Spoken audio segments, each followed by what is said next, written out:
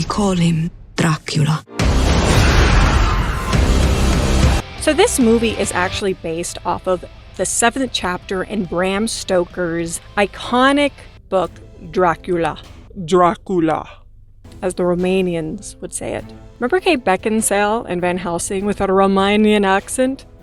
You make my skin crawl. Remember her running in those little high heel shoes and her corset?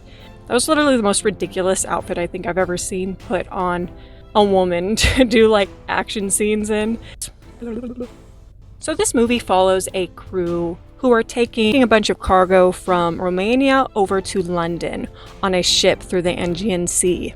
But they get a little more than they asked for or bargained for when their cargo ends up being a little more lively than they were expecting.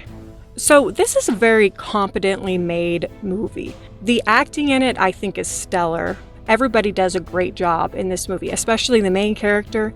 The movie also has a very gloomy, creepy atmosphere. But the thing I think I appreciate the most about this movie is how real the world and these characters feel. This world definitely feels lived in. Like when we're on this ship, the Demeter, it feels like a ship that people have lived on. It doesn't feel like a set. I really appreciate how these characters feel. They feel so real. Now, I don't mean like they're the deepest, most intriguing, fleshed out characters ever put on screen, but there's something about the way that it's directed, the way that it's acted, the way that these characters are presented. None of them feel like a character who only springs into existence when the camera is on them. Even the minor characters, they don't feel like just some minor pawns that are just there to get a cool death scene. And it's actually these characters, the fact that they feel real, that helps with the camaraderie between the characters that make up this crew. The movie stays away from stereotypes. There are no scaredy cat characters or a-hole characters.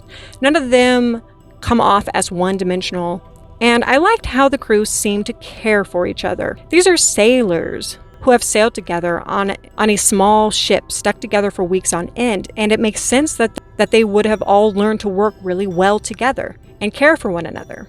When stuff starts going bad, none of them are just off doing the most ridiculous thing. In movies, a lot of times there's this one person and they just won't listen to reason and they won't listen to anybody else in the group and they're just off doing their own thing and they end up like getting someone else killed because they're scared or whatever. This movie doesn't do that. Everybody, they might get really upset.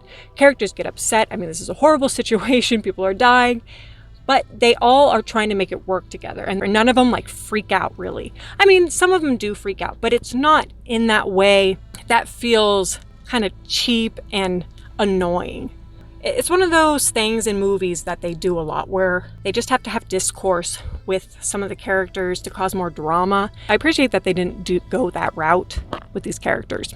There's one character that does kind of freak out, but it doesn't lead to anybody's death, and he's not like being malicious, if that makes sense. It just felt more realistic to me, and it wasn't this big problem the entire time.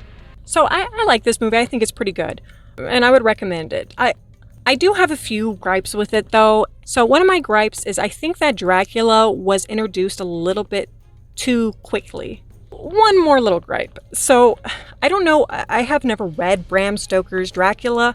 I don't know a ton about it, but I know that Bram Stoker's Dracula is sensitive to the crucifix, which is who this Dracula is supposed to be.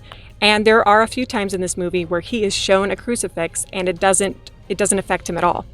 That kind of bothers me a little bit because this is supposed to be Bram Stoker's Dracula. And if that's what they're trying to do, then they need to go by the rules of Bram Stoker's Dracula. I will also admit I didn't find this movie that scary.